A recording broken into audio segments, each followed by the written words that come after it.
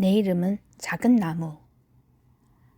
아빠가 세상을 뜨신 지 1년 만에 엄마도 돌아가셨다.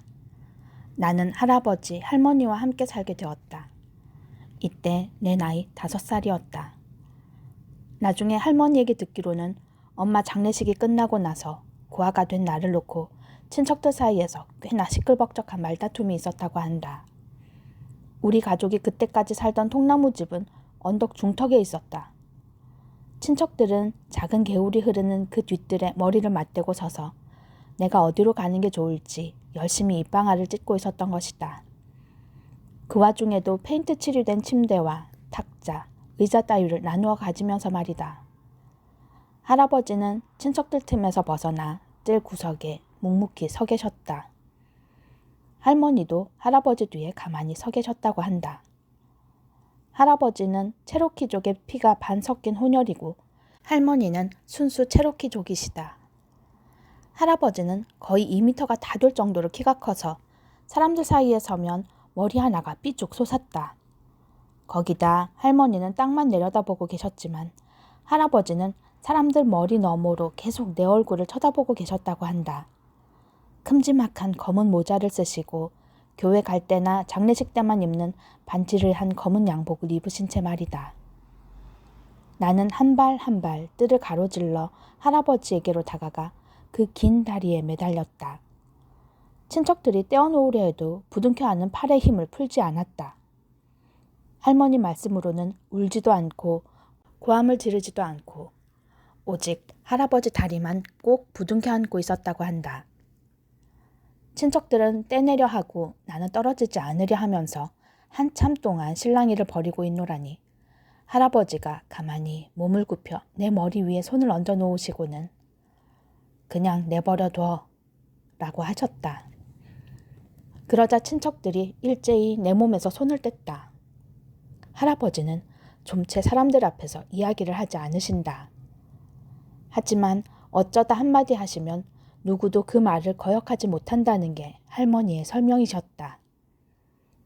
그날 오후 늦게 할아버지와 할머니, 나 세 사람은 언덕을 내려와 마을로 이어지는 큰 길로 나왔다.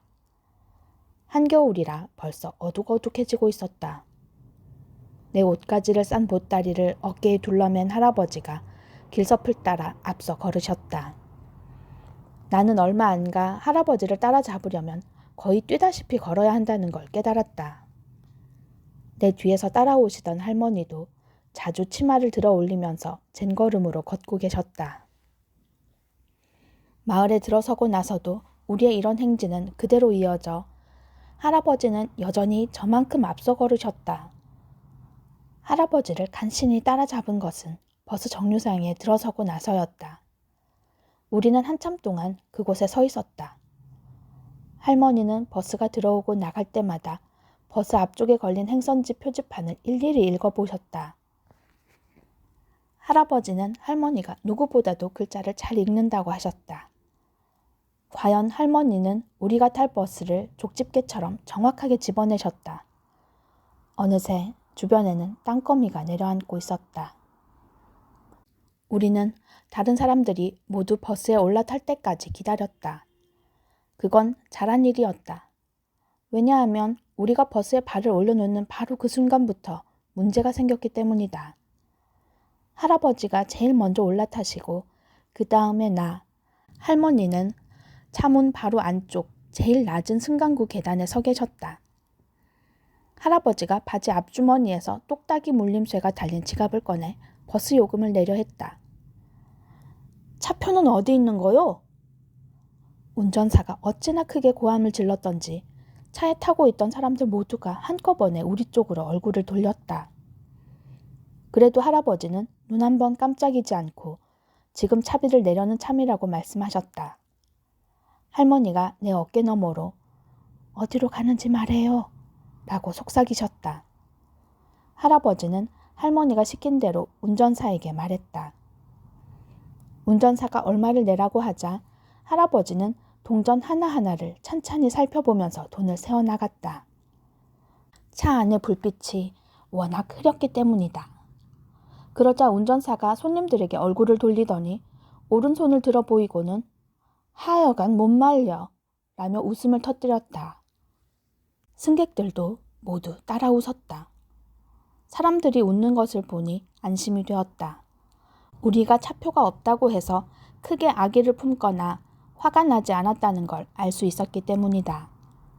그러고 나서 우리는 버스 뒤쪽으로 걸어갔다. 그때 웬 아주머니가 눈에 띄었다. 그 아주머니는 많이 아픈 것 같았다. 눈 언저리는 온통 푸르죽죽한 멍이 들었고 입가에는 시뻘겋게 핏자국이 묻어 있었다. 우리가 곁을 지나치려 하자 아주머니는 손으로 입술을 가렸다가 금방 도로 떼면서 큰 소리로 비명을 질렀다. 푹. 하지만 웃는 걸 보니 아픈 건 금세 사라진 것 같았다. 다른 사람들도 모두 따라 웃었다. 아줌마 옆에 앉았던 아저씨도 자기 넓적다리를 손바닥으로 두들기면서 웃어댔다. 그 아저씨는 굽고 번쩍거리는 넥타이핀을 꽂고 있었다. 그래서 나는 이 부부가 부자이고 필요하면 언제라도 의사에게 치료받을 수 있는 사람들인 걸 알았다. 나는 할머니와 할아버지 사이에 앉았다. 할머니가 손을 뻗어 할아버지의 손등을 가볍게 두드렸다. 그러자 할아버지도 내 무릎 위로 손을 뻗어 할머니 손을 가만히 잡았다. 편안하고 따뜻한 기분이 내 몸을 부드럽게 훑고 지나갔다. 그래서인지 나는 금방 잠이 들었다. 버스에서 자갈길로 내려섰을 때는 밤이 한창 이슥해서였다. 할아버지가 다시 걷기 시작했고 나와 할머니는 그 뒤를 따랐다. 유리가 쨍 하고 깨질 것처럼 공기가 차가웠다. 둥그런 수박을 반으로 쪼개놓은 듯한 달이 얼굴을 내밀더니 저 멀리 구부러져 돌아간 곳까지 우리 앞길을 은빛으로 비춰주었다. 자갈길을 벗어나 가운데로는 풀이 자라고 양옆으로는 마차의 바퀴자국이 선명한 흙길로 들어서자 산이 바로 내 옆에 와 있는 것이 느껴졌다. 사실 이때 우리는 시커먼 산그림자 속에 들어가 있었다. 반달은 높은 산등성이 바로 위에 높다랗게 걸려 있어서 올려다보려면 머리를 완전히 뒤로 젖혀야 했다. 나는 시커멓게 덮쳐 누르는 듯한 산의 무게에 몸을 떨었다. 할머니가 내 뒤에서 소리쳤다. 웰즈, 얘가 지친 것 같아요. 할아버지가 걸음을 멈추고 뒤돌아보았다. 나를 내려다보는 할아버지의 얼굴은 널따란 모자 그늘에 가려 있었다. 뭔가를 잃어버렸을 때는 녹초가 될 정도로 지치는 게 좋아. 할아버지는 이렇게 한마디 하시고는 다시 몸을 돌려 걷기 시작하셨다. 하지만 이번에는 따라잡기가 훨씬 쉬웠다. 할아버지가 걷는 속도를 늦춘 것이다. 그래서 나는 할아버지도 지쳤나 보다고 생각했다. 그렇게 한참을 더 걸어가자 바퀴자국이 난 널찍한 길도 끝나고 한 사람이 겨우 지나갈 만한 좁은 산길로 들어섰다.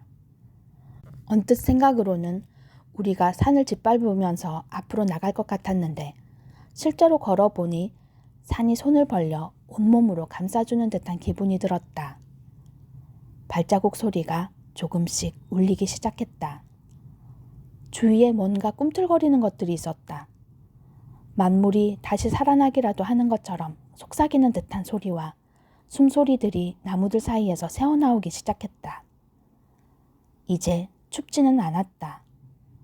길 옆에서는 찰방거리는 소리와 퐁퐁거리는 소리, 콸콸거리는 소리들이 뒤섞여 흘러갔다. 바위 위를 굴러내려오면서 멈추는 곳마다 여우를 만들고 다시 굴러내려가는 시냇물 소리였다. 이제 우리는 깊은 계곡 속으로 들어서고 있었다. 어느새 반달은 맞은편 산등성이 뒤에 숨은 채 뿌연 은빛만을 하늘 가득히 토해내고 있었다. 덕분에 계곡에는 회색빛 아치 같은 것이 드리워져 우리 모습을 희미하게 밝혀주었다. 할머니가 뒤에서 콧노래를 부르기 시작하셨다. 인디언 노래였다. 굳이 가사를 붙여 부르지 않아도 어떤 노래인지 대충 짐작이 갔다. 듣고 있노라니 마음이 편해졌다. 그때 갑자기 개 짖는 소리가 들렸다. 나는 화들짝 놀랐다. 길고도 구슬픈 듯한 울음소리가 오열하는 듯한 긴 여운을 남기고 울려 퍼지면서 산속으로 도로 사라져갔다. 할아버지가 쿡 하고 웃으셨다. 저건 모드라는 놈이야. 코로 냄새를 맡지 못하니까 귀로 어떻게 해보려는 거지. 잠시 후 우리는 여러 마리의 개에게 둘러싸였다.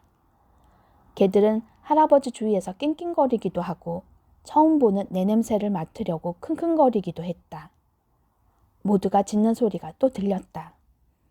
이번에는 아주 가까웠다. 할아버지가 그만해 모두! 하고 소리 지르자 그 소리 임자가 누군지 알아챈 모두는 쏜살같이 달려와 우리에게 뛰어들었다. 그리 넓지 않은 개울 위에 걸쳐진 통나무 다리를 건너고 나니 조그만 오두막집이 있었다. 그 집은 산을 등지고 서 있었는데 앞쪽으로는 기다란 베란다가 시원스럽게 뻗어 있었고 뒤쪽으로는 커다란 나무들이 서 있었다. 오두막집 가운데로는 약간 폭이 있는 마루가 있었고 그 양옆으로는 방들이 있었다. 마루 양끝은 그대로 바깥으로 통하게 되어 있었다. 그것을 마루라고 부르는 사람들도 있지만 산 사람들은 개통로라고 불렀다. 개들이 주로 그곳으로 들락거렸기 때문이다.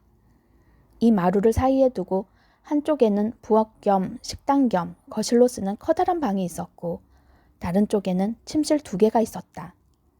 하나는 할아버지와 할머니가 함께 쓰는 침실이었다. 남은 하나를 내 방으로 쓰기로 했다.